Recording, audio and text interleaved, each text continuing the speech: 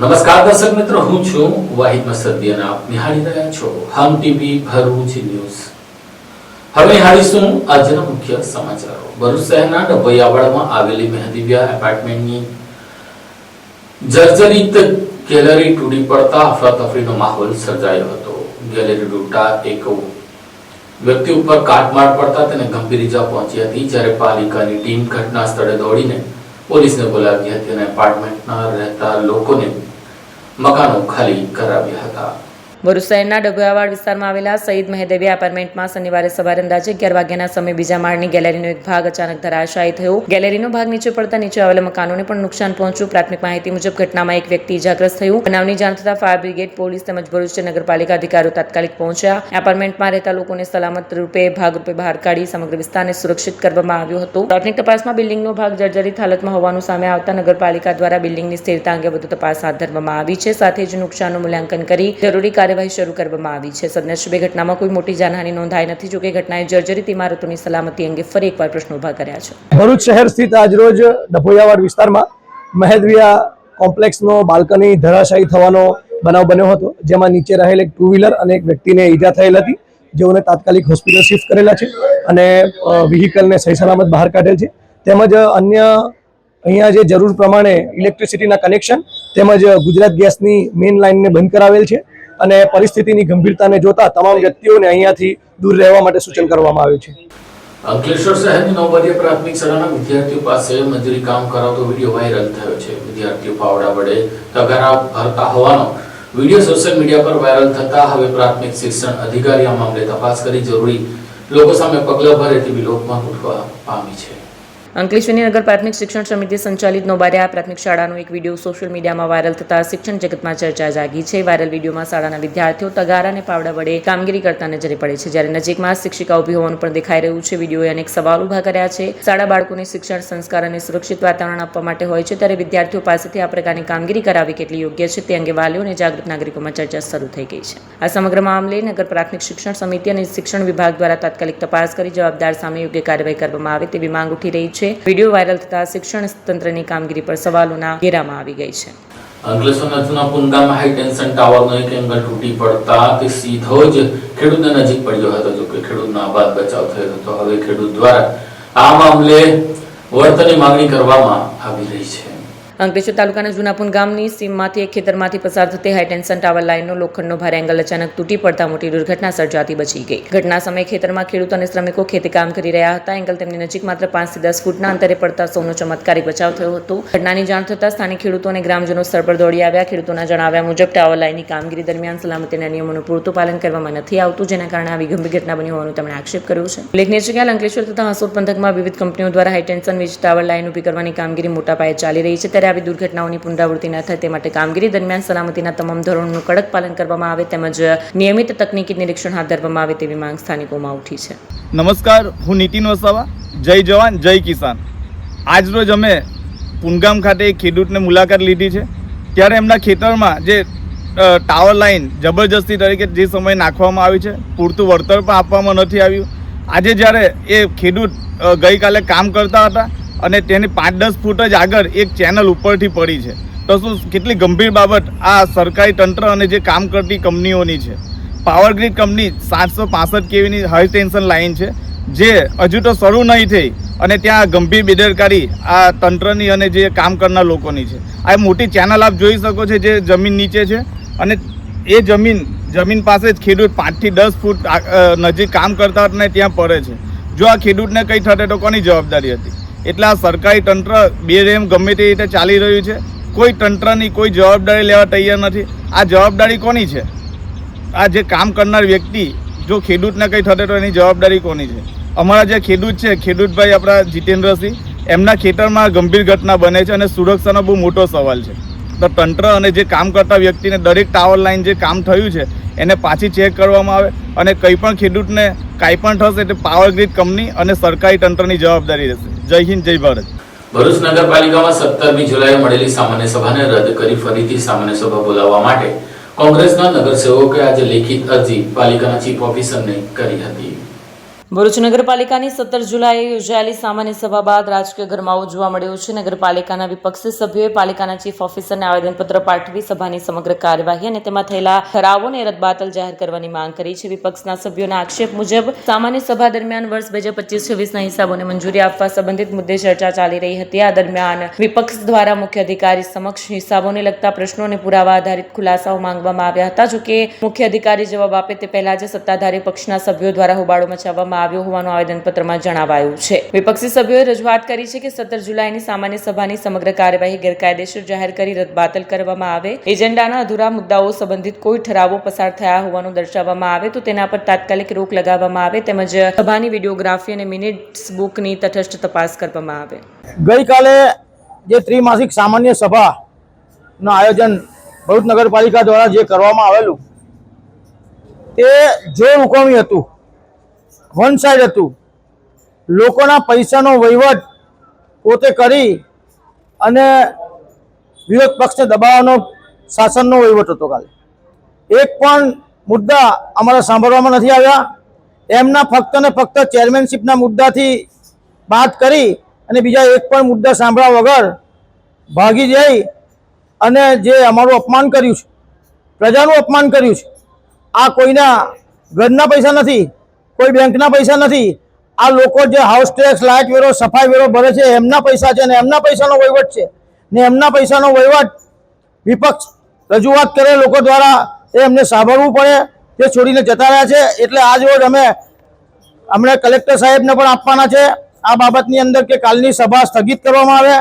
પ્રાદેશિક કમિશનર સાહેબને પણ આપવાના છે ને આજે ચીફ ઓફિસર સાહેબ નથી તો એમના સેક્રેટરી સાહેબને આપેલું છે કે જો જોર હુકમીથી તમે મિનિટ્સ લખશો અને એની અંદર અમારી કોઈ હાજરી હતી નહીં અને એમને બહુમતી કોઈ એમની પણ નથી ને એમને સર્વાનુમતે બધી જગ્યાએ આખા ભરૂચમાં અને પેપર મીડિયામાં સર્વાનુમતે જે કીધું છે તે એમને વખોડીએ છે.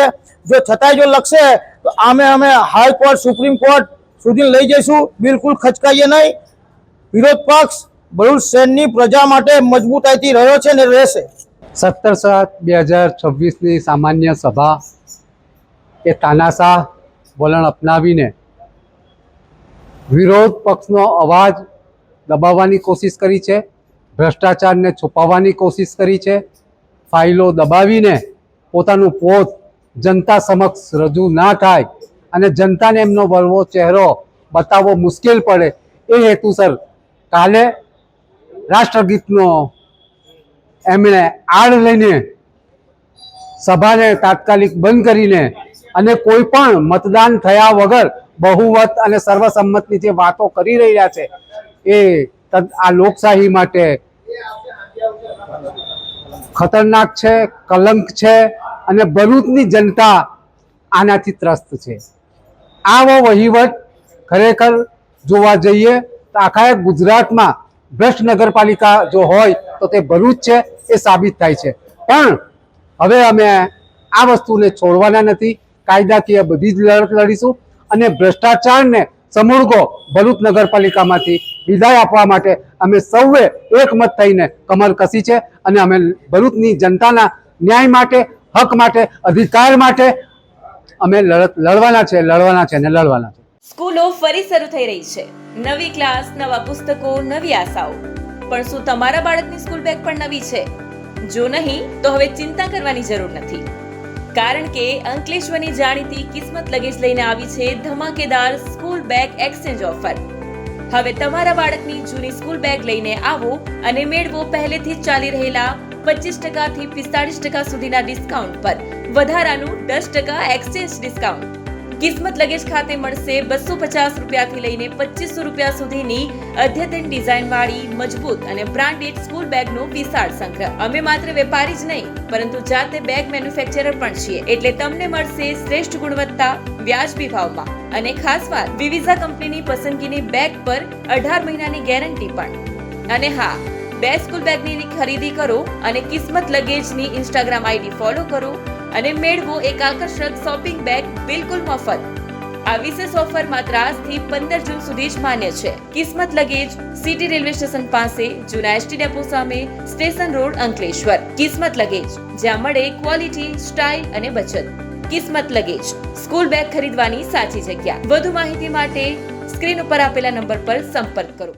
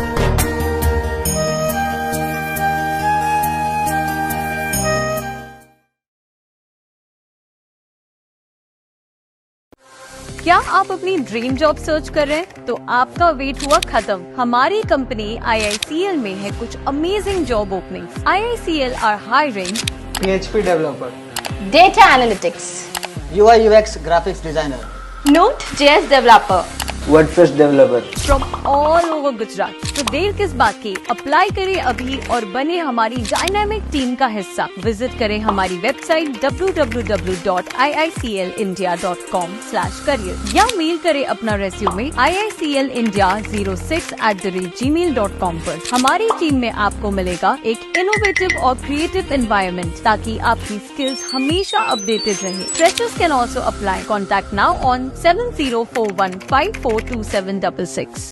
ઝઘડિયા તાલુકાના જાંબુલી ગામની સીમમાંથી અજાણી મહિલાનો મૃતદેહ મળી આવ્યો હતો. ઝઘડિયા તાલુકાના જાંબુલી ગામની સીમમાં એક અજાણી વૃદ્ધા મહિલાનો ડિકમ્પોઝ હાલતમાં મૃતદેહ મળ્યા આવતા સ્થાનિકોમાં ચકચાર મચી ગઈ હતી. ઘટનાની જાણ થતાં ઝઘડિયા પોલીસ તાત્કાલિક સ્થળ પર પહોંચી હતી. ભારે વરસાદ અને કાદવભરી પરિસ્થિતિને કારણે મૃતદેહ બહાર કાઢવામાં મુશ્કેલી પડતા પોલીસે સામાજિક કાર્યકર ધર્મેશ સોલંકીનો સંપર્ક કર્યો હતો. ત્યારબાદ ધર્મેશ સોલંકી અને તેમની ટીમ સ્થળ પર પહોંચી ભારે વરસાદ વચ્ચે કાદવમાંથી પસાર થઈ મૃતદેહને બહાર કાઢ્યો. બાદમાં મૃતદેહને પોસ્ટમોર્ટમ અર્થે ખસેડવામાં આવ્યો. હાલ મૃતકની ઓળખ, મોતનું કારણ અને સમગ્ર ઘટનાની હકીકત જાણવા માટે તપાસ હાથ ધરાઈ છે. અંકલેશ્વર નગરપાલિકાની 3 કમિટીઓની રચનામાં અધૂરા સભ્યોની નિમણૂક કરીને કમિટીઓને રચના માટે વિપક્ષ નગરસેવકોએ વાંધો ઉઠાવ્યો છે અને આ કમિટીઓની રચના નિયમ વિરુદ્ધ કરવામાં આવ્યો હોવાનો આક્ષેપ કર્યો છે. અંકલેશ્વર નગરપાલિકાની સામાન્ય સભામાં વાહન વ્યવહાર કમિટી, સેનિટેશન કમિટી અને ડ્રેનેજ કમિટીની કરાયેલી રચના સામે વોર્ડ નંબર 8ના સભ્ય જહાંગીર ખાન હમીદ ખાન પઠાણે વાંધો ઉઠાવી તેને ગુજરાત નગરપાલિકા અધિનિયમના નિયમો વિરુદ્ધ હોવાનું જણાવ્યું છે. જહાંગીર ખાન પઠાણના જણાવ્યા મુજબ 17 જુલાઈ 26ના રોજ યોજાયેલી સામાન્ય સભામાં ઉપરોક્ત ત્રણેય કમિટીઓની રચના કરવામાં આવી હતી. તેમના આક્ષેપ મુજબ કાયદાકીય જોગવાઈ અનુસાર દરેક કમિટીમાં એક ચેરમેન સહિત કુલ 6 સભ્યો હોવા જરૂરી છે, જ્યારે માત્ર 4 સભ્યોની નિમણૂક કરીને અધૂરી કમિટીઓ રચવામાં આવી છે. જો આવા નિર્ણયો કારણે નગરપાલિકાને કોઈ આર્થિક નુકસાન થાય તો તેની જવાબદારી સંબંધિત અધિકારીઓ અને પદાધિકારીઓની રહેશે. જહાંગીર ખાન પઠાણે રજૂઆતમાં મુખ્ય અધિકારીને 7 દિવસમાં નિર્ણય જાહેર કરવાની માંગ કરી છે. સાથે ચેતવણી આપી છે કે જો નિયમ વિરોધી ગણાવાયેલી કમિટીઓની કામગીરી સ્થગિત કરવામાં નહીં આવે તો તેઓ ગુજરાત નગરપાલિકા અધિનિયમ 1963ની કલમ 258 હેઠળ પ્રાદેશિક નગરપાલિકા કમિશનર સમક્ષ રજૂઆત કરશે અને જરૂર જણાય તો ગુજરાત હાઈકોર્ટનો આશરો પણ લેશે. આ મામલે નગરપાલિકા તંત્ર તરફથી સત્તાવાર પ્રતિસાદ મળવાનો બાકી છે. અંકલેશ્વર નગરપાલિકા સભાખંડની અંદર 17/7/2026ના રોજ એક સામાન્ય સભા મળી હતી, જેની અંદર 1 થી 15ના કામો હતા. કામ નંબર 3 જેની અંદરમાં સમિતિઓની રચના હતી. એ સમિતિઓની રચનાની અંદરમાં જે નિયમ અનુસાર થવું જોઈએ તે પ્રમાણે થઈ નથી. કારણ કે અહીંયા બધા બહુ ચાણક્ય નવા ચૂંટાઈને આવ્યા છે અને એ ચાણક્યો પોતાની જાતને બહુ મહાન સમજે છે. અમને ખબર છે કે સાંધાની સૂઝ નથી અને કેબિનમેનની એમને નોકરી મળી છે. વિકાસની ગાડી કઈ દિશામાં લઈને જશે એ તો અમને ખબર નથી, પણ આમનો જે ટોન છે એ ટોન ગેરવ્યાજબી, ગેરબંધારણીય અને પોતાની જાતને અહંકાર તરીકે સમજવું અરે આટલી મોટી બધી સમસ્યાઓ, આટલી બધી કમિટીઓની રચના થઈ કે SC/ST નો એક વ્યક્તિને પણ મૂકવામાં આવ્યો નથી સભ્ય તરીકે. એટલે આ વિચાર કરો કે આ લોકોની મનોદશા અને એમનું જ્ઞાન કેટલું ભારી છે. અને જે સમિતિઓની રચના કરવામાં આવી છે, જે 3, એક વાહન વ્યવહાર, એક સેનિટેશન અને ત્રીજું ડ્રેનેજ વિભાગ, એ 3 કાયદા વિરુદ્ધની 3 સમિતિઓની રચના થઈ છે. અને તેના માટે મેં લેખિતમાં અરજી કરી દીધી છે. અને અરજીના આધારે જો આ લોકો કોઈ પણ પદ સંભાળી અને કોઈ પણ જાતનું કામ કરશે તો 70 મુજબની કાર્યવાહી કરીશું. અને 258 હિસાબમાં અમે RCM ની અંદરમાં અપીલ કરીશું. હાલ પડતા મુખ્ય અધિકારીને અરજી આપી અને એમને જાણ કરવામાં આવી છે કે આવો કોઈ કૃત્ય ન થાય, તેની જવાબદારી તમારી રહેશે. જય હિન્દ, જય ગરવી ગુજરાત. આજ રોજ આપના મીડિયમના માધ્યમથી અંકલેશ્વર શહેરની પ્રજા તેમજ આ વહીવટકર્તાઓને અવગત કરવાના કે ગઈકાલે જે સાધારણ સભા ગઈ અને એમાં જે સમિતિઓની રચના કરી, એમાં હું માનું ત્યાં સુધી આ નવા નિશાળીયાઓને તો લાંબુ નોલેજ નહીં હોય, પણ જૂના સભ્યો તેમજ એ લોકોના આકાઓને પણ કાયદાના બંધારણનું કે કોઈ જ્ઞાન ન હોય એવું મારા મતે હું માનું છું. કેમ કે આ સમિતિઓની જે રચના થઈ એમાં નગરપાલિકા અધિનિયમ 271 મુજબ અંકલેશ્વર નગરપાલિકાના જે પેટા કાયદાઓ હોય છે, જે મુજબ આ સમિતિઓની વરણી કરવાની હોય છે. અને બોમ્બે એક્ટ મુજબ અંકલેશ્વર નગરપાલિકાના પેટા કાયદામાં કારોબારી સમિતિમાં જેટલા સભ્યો હોય એમાંથી દરેક સમિતિમાં 2 સભ્ય સમાવવાની જોગવાઈ પેટા કાયદામાં થયેલી છે. પરંતુ એ પેટા કાયદાની ધરાર અવગણના કરીને ગેરબંધારણીય રીતે આ સમિતિઓમાં વાહન વ્યવહાર સમિતિ, સેનિટેશન સમિતિ અને ડ્રેનેજ સમિતિ એ સભ્યોની નિમણૂક કરવામાં આવી છે અને એના ચેરમેન નિયુક્ત કરવામાં આવ્યા. અમારી દ્રષ્ટિએ આ સદંતર રીતે ગેરબંધારણીય અને નગરપાલિકા એક્ટ મુજબ જે કારોબારી સમિતિ છે અને કારોબારી સમિતિ બાદ જે પેટા સમિતિઓ છે તેમાં સામ્યતા જોવા મળતી નથી. એટલે અમારી આ શાસકોને એક ચેતવણી એ પણ છે કે જ્યાં સુધી આગામી સભામાં આ સુધારો ન થાય ત્યાં સુધી આ 3 કમિટીને સ્થગિત કરવી અને તેઓ દ્વારા જો કોઈ કાર્યવાહી કરવા આવશે કે નગરપાલિકાને સંબંધિતના કોઈ પણ પેમેન્ટ કે કરવામાં આવશે તો એ સમિતિઓ સામે અમારે 70 મુજબ કાર્યવાહી કરવાની રહેશે. આ હું અમારા તમામ 11 સભ્યોની એક સંયુક્ત ચર્ચા બાદ અમે આ નિર્ણય પર આવ્યા છે કે આની સામે અમારે યોગ્ય કાયદાકીય કાર્યવાહી કરવા માટે અમે અમારા સભ્ય જહાંગીરભાઈ છે, રફીકભાઈ છે, જે સિનિયર સભ્યો છે, એને અનુરોધ કરીએ છીએ. અંકલેશ્વરના બોરપાટા બેડી ગામના કચરાના ઢગલામાંથી નવજાત બાળકનો મૃતદેહ મળી આવતા પોલીસ દોડતી રહી હતી અને બાળકના મૃતદેહને કબજો લઈ તપાસ શરૂ કરી હતી. અંકલેશ્વર શહેર નજીક બોરભાઠા ગામના વિસ્તારમાં કચરાના ઢગલામાંથી નવજાત શિશુનું ક્ષત વિક્ષત હાલતમાં મૃતદેહ મળી આવતા સમગ્ર વિસ્તારમાં ચકચાર મચી ગઈ હતી. મળતી માહિતી મુજબ સ્થાનિક લોકોના કચરાના ઢગલામાં નવજાત શિશુનો મૃતદેહ જોવા મળતા તાત્કાલિક પોલીસને જાણ કરી પોલીસની ટીમ દોડી આવી અને સ્થળનું નિરીક્ષણ કરી જરૂરી પુરાવા એકત્ર કર્યા. મૃતદેહને પોસ્ટમોર્ટમ માટે મોકલી આપવામાં આવ્યો હોવાનું જાણવા મળે છે. શિશુનું મૃત્યુ કયા સંજોગોમાં થયું, મૃતદેહ અહીં કોણ મૂકી ગયું અને સમગ્ર ઘટના પાછળનું સાચું કારણ શું છે તે અંગે પોલીસે વિવિધ દિશામાં તપાસ શરૂ કરી છે. ઉલ્લેખનીય છે કે છેલ્લા 1 મહિનામાં અંકલેશ્વર વિસ્તારમાં નવજાત શિશુ મળી આવવાની આ 3જી ઘટના હોવાનું સામે આવ્યું છે. વારંવાર આવી રહેલી ઘટનાઓને પગલે સ્થાનિકોમાં ચિંતા વ્યાપી છે અને જવાબદાર સામે કડક કાર્યવાહી કરવાની માંગ ઉઠી રહી છે. હાલ સમગ્ર મામલે એ ડિવિઝન પોલીસ વધુ તપાસ ચલાવી રહી છે. અંકલેશ્વર શહેર તાલુકામાં મેઘરાજાની ધમાકેદાર એન્ટ્રીથી સમગ્ર વિસ્તારમાં જળબંબાકારની પરિસ્થિતિનું નિર્માણ થયું હતું. પ્રતિન ચોકડી નજીક પાણી ભરાતા વાહન ચાલકો અટવાયા હતા. અંકલેશ્વરમાં બપોરના અરસામાં મેઘરાજાની ધમાકેદાર એન્ટ્રી થઈ. વરસેલા ધોધમાર વરસાદના પગલે પ્રતિન ચોકડી નજીક ભરૂચ તરફ જવાના મુખ્ય માર્ગ પર વરસાદી પાણી ભરાઈ ગયા, જેના કારણે નાના વાહન ચાલકો મુશ્કેલીમાં મુકાયા. મહામુસીબતે વાહન પસાર કરી રહ્યા હતા. દર વર્ષે ચોમાસામાં જગ્યા પર વરસાદી પાણી ભરાઈ જવાની સમસ્યા સર્જાય છે, ત્યારે જવાબદાર તંત્ર દ્વારા પાણીના નિકાલ અંગે કોઈ કામગીરી કરવામાં આવતી નથી. તંત્રની ગુરબેદરકારીના કારણે આ સમસ્યા યથાવત રહેતા વાહન ચાલકોમાં ભારે રોષ ફેલાયો છે. જવાબદાર તંત્ર વહેલી તકે પાણીના નિકાલની કામગીરી હાથ ધરી કાયમી સમસ્યાનું નિરાકરણ લાવે તેવી માંગ ઉઠી છે. આ સાથે ભરૂચના સમાચાર પૂર્ણ થાય છે. આવતીકાલે ફરી મળીશું. ત્યાં સુધી રજા આપશો. નમસ્કાર.